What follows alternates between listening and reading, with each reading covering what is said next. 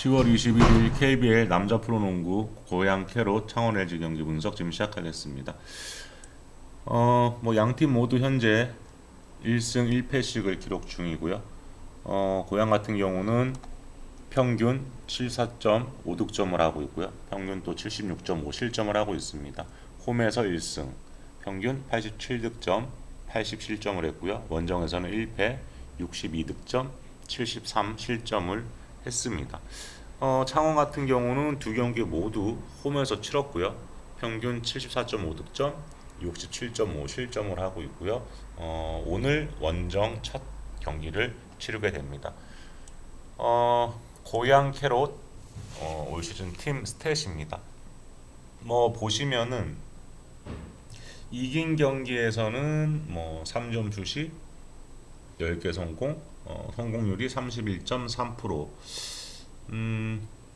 또 리바운드도 공격 리바운드를 좀 더 많이 잡아냈고요. 스틸이 상당히 많죠. 이날 DB 경기에서 앞선 라인의 수비가 먹혀들면서 DB의 턴오버를 상당히 좀 많이 발생을 시켰습니다. 아무래도 박찬이나 두경민이 없었던 DB를 상대로는 고양 캐롯의 수비가 먹혔었다 이렇게 보시면 되겠고요. 반면 KGC와의 대결에서는 득점이 62득점밖에 되지가 않죠. 2점 성공률은 그렇게 차이가 나지 않습니다. 그런데 이제 3점에서 조금 많이 부족하죠. 성공률이 19.4%밖에 안 됩니다. 그만큼 전성현을 비롯한 많은 선수들이 꽁꽁 묶였다 이렇게 보시면 될 것 같고요. 또 스틸 같은 경우도 반으로 줄었죠. 그리고 창원 LG 팀셋을 보시면 삼성전에서 거의 졸전을 펼쳤습니다. 실책이 무려 16개. 스틸을 13개나 잡아냈는데 실책도 역시 16개를 기록하면서 삼성이나 LG나 거의 막장 농구를 했다 보시면 되겠고요. 공격 리바운드 13개. 많이 잡아냈는데도 보시면 3점 성공률이 14.3%입니다. 성공한 개수는 단 3개. 이렇게 해서는 아무리 삼성이라고 해도 이길 수가 없는 부분인 거고요. 또 KCC를 상대로는 반대로 87득점을 했습니다. 실책도 반으로 줄었고요. 리바운드 같은 경우는 수비 리바운드를 무려 30개를 걷어냈습니다. 그리고 가장 눈에 띄는 부분은 2점 야투율도 55.1%로 상당히 좋았고 무엇보다도 3점 슛이 성공률 55.6%였습니다. 10개를 성공시켰고요. 이런 부분을 봤을 때는 역시 창원 LG는 3점이 터져야 뭔가 좀 답을 낼 수가 있다 이렇게 보시면 되겠고요. 고양은 시즌 개막전에서 DB를 상대로 11개의 3점 슛과 또 앞선 라인부터의 강한 압박 수비로 볼 핸들러가 없는 DB를 상대로 승리를 했습니다. 이후 올 시즌 가장 강력한 모습을 보이고 있는 안양 KGC를 만나서 로슨이 거의 혼자 분전했다고 봐야겠죠. 하지만 KGC의 수비에 맡기면서 패배를 했고요. 전성현을 너무나 잘 알고 있는 문성곤이죠. 문성곤에게 묶이면서 슛 시도 자체도 몇 번 되지가 않았습니다. 디비전에서 터졌던 3점 중 11개가 KC전에는 6개로 절반 가까이 줄어들면서 12개의 3점슛을 성공시킨 KGC를 상대로 패배를 했습니다. LG는 삼성전에서 LG가 강점을 보일 수 있는 홈 경기였음에도 불구하고 졸전 끝에 62대 65로 패배를 했고요. 외곽 난사와 많은 턴오버를 기록하면서 거의 스스로 자멸을 했다고 보면 되겠습니다. 이후 KC전에는 또 이재도와 윤원상 그리고 커닝햄이 활약을 해주면서 또 KCC를 또 쉽게 잡아냈고요. 사실 이날 KCC가 도대체 뭘 했는지도 알 수 없는 경기입니다. 수비도 설렁설렁 대강당임 이렇게 보였고요. 경기가 워낙에 안 풀렸으니까 그렇게 보였을 수도 있는데 뭔가 파이팅도 없어 보였던 그런 경기입니다. LG에게 엄청나게 많은 오픈 찬스가 났고요. 이 부분을 적절하게 성공을 시키면서 LG가 비교적 쉽게 경기를 잡아냈습니다. 두 경기를 통해서 고양과 LG의 장단점이 어느 정도는 나왔다고 볼 수 있겠고요. 고양 캐롯 같은 경우는 앞선 라인의 강력한 수비를 바탕으로 상대 앞선 라인을 굉장히 강하게 괴롭히고요. 또 여기서 파생되는 속공 상황이나 또 거기서 또 발생되는 오픈 찬스를 해결하는 방식으로 공격을 이끌어가고 있습니다. 그런데 전성현이 묶이게 되면 역시나 공격에서 상당한 어려움을 겪고 있는 것도 하나의 숙제라고 볼 수 있겠고요. 무조건 상대방은 전성현에게 마크맨을 무조건 붙이게 됩니다. 그럼 전성현이 그렇게 무리할 필요 없고 옆으로 빼주면 되는데 옆에 확실하게 해결을 해줄 수 있는 선수가 또 그렇게 보이지는 않고요. LG 같은 경우는 지난 시즌과 그렇게 달라진 건 없는 것 같습니다. 외곽이 터지지 않으면 뭔가 답답하고요. 외곽이 터지면 강팀도 그냥 잡아버리고 올 시즌도 다시 한번 도깨비 팀이 될 가능성이 상당히 큰 팀이라고 보여집니다. 이관희, 이재도, 이승우 그리고 김준일이 부상에서 복귀를 했고요. 전력의 플러스적인 요소는 상당히 많고 분명하지만 선수 한 명 한 명을 보면 정말 기복들이 굉장히 심합니다. 이관희 같은 경우는 아직도 자기 폼을 찾지 못하고 있고요. 직전 경기는 무득점에 그쳤습니다. 김준일은 출전 시간을 조금씩 늘려가면서 예전 모습을 조금씩이나마 되찾아가고 있는 부분은 그래도 희망적으로 보이고요. LG는 2경기 기록이라고 하지만 자유투 성공률이 프로 성공률 치고는 좀 심합니다. 36.4%. 이게 이길 때야 그렇게 티가 안 나는데 승부처에서는 큰 아킬레스건으로 작용을 할 가능성이 좀 상당히 커 보이고요. 비시즌 때 자유투 연습 안 하고 뭐 하는지 모르겠습니다. 자유투 성공률이 36% 같으면 사실 아마추어들 중에서도 농구 좀 한다 하면 10개 던져서 그래도 한 3개 정도는 넣지 않나. 그런데 프로 선수들이 이 정도라는 거는 좀 실망스럽고요.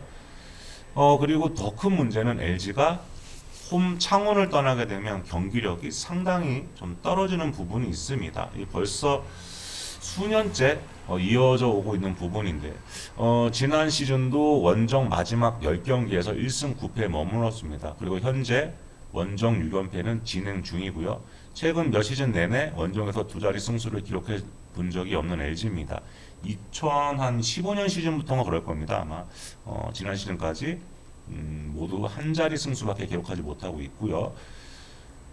이 경기는 고향에게 그래도 조금은 유리한 경기가 아닌가. LG가 창원에서는 그래도 야투율이 상당 부분 올라가지만 원정에서는 상당히 좀 떨어집니다. 그런 부분이 좀 있고요. 또 고향의 앞선 수비가 이재도를 상당히 괴롭힐 거라고 또 보여지고요. 이정현이 붙을지 아니면 김광성 같은 선수를 붙일지 그거는 김승기 감독의 결정이라고 보고 아무튼 이재도를 그냥 두지는 않을 것 같고요. 또 마레이와 김준희를 고향의 빅맨들이 어떻게 막아내느냐도 관전 포인트가 되겠지만 일단 앞선 라인에서 이재도가 힘들어하면 LG의 빅맨들도 무용지물이라고 보여지고요. 하지만 저는 이 경기는 승패 접근보다는 언더 접근이 좀 좋아 보이는 경기라고 생각을 한번 해보고 있습니다. 어차피 양 팀의 공격력은 두 경기를 통해서 어느 정도 드러났습니다. 창원 LG 야투율은 분명 홈 경기 때보다 떨어질 게 확실하다고 보여지고요. 이런 경우 LG 입장에서는 마레이와 김준희를 통한 인사이드 공격으로 나설 것 같은데 캐롯에는 공격은 안 돼도 어느 정도 수비는 또 해줄 수 있는 빅맨들이 제법 있습니다. 이 빅맨들을 돌려가면서 마레이와 김준희를 적절하게 제어를 할 수 있을 거라고 보고요. 캐롯의 경우도 전성현, 이정현이 나가다니면 모르겠지만 전성현은 오늘도 LG가 아마 이승우를 붙이던 아무튼 전담 마크맨을 붙여서 충분히 괴롭힐 수 있을 거라고 봅니다. 이거를 이겨내면 고향이 또 쉽게 갈 수도 있겠지만 이게 평타 이하로 가게 되면 캐롯의 공격도 상당히 답답한 상황으로 갈 수밖에 없다고 보여집니다.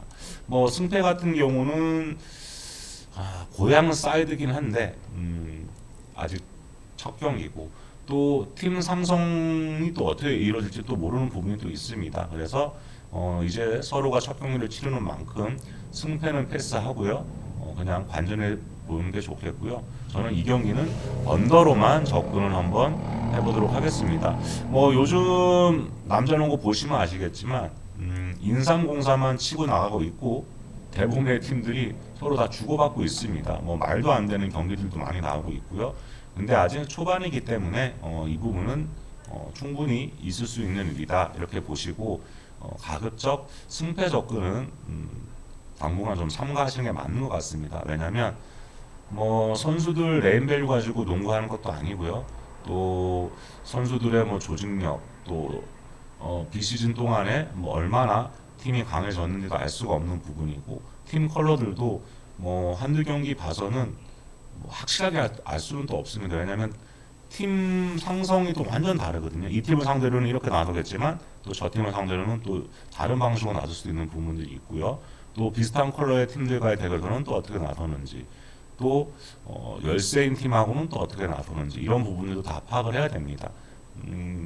근데 뭐 오늘 경기 대강은 여러분들도 아마 그려지실 겁니다. 어느 정도는 나타났고요. 윤곽이 좀 그려지고요. 제가 볼 때 앞으로 뭐 한두 경기 더 치르게 되면 이제 승패 접근, 핸디 접근도 충분히 가능하다고 보고 저는 아무튼 이 양 팀의 공격력은 믿을 수가 없다. 그래서 언더 유럽 경기로 보고 언더로만 접근을 해보도록 하겠습니다. 그리고 내일 드디어 남자 배구, 여자 배구가 시작이 되죠. 그 부분도 제가 이제 하나하나 정리해서 올려드리고요. 다른 분들도 분석을 많이 올려주시니까 이렇게 와 벌써 또 올려놓으셨네요.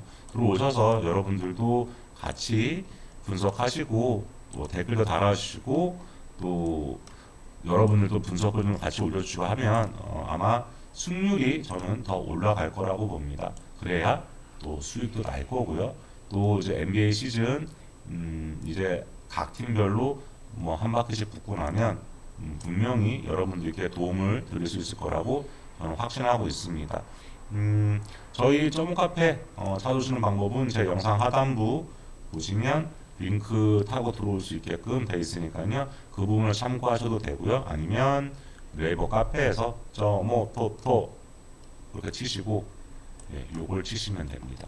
이렇게 치시고 들어오시면 아마 가을, 겨울, 봄까지는 굉장히 좋은 일들이 많이 있을 거라고 생각을 합니다. 그럼 카페에서 뵙겠고요. 그리고 카페에 들어오시면 오늘도 이렇게 가입 인사를 해주셨는데 제발 가입 인사 좀 해주시고요. 그리고 아이디는 닉네임은 한글로 좀 바꿔주시면 좋겠습니다. 제가 뭐라고 불러야 될지를 몰라서 그래야 나중에 방송을 할 때도 뭐 누구누구님 반갑습니다 이렇게 할 수 있고 제가 이제 라이브 방송도 준비를 하고 있습니다. 왜냐면 농구하고 배구 같은 경우는 라인업도 굉장히 중요하거든요. 그래서 농구, 배구, 뭐 기타 등등 경기들 한 1시간 전에 라이브를 오픈해가지고 방송을 할까 하고 지금 생각 중이니까 조금 기대를 해주시고요. 카페에서도 뵙고 또 라이브 방송에서도 뵙도록 하겠습니다. 이상이고요. 저는 또 다른 경기 분석으로 찾아뵙도록 하겠습니다.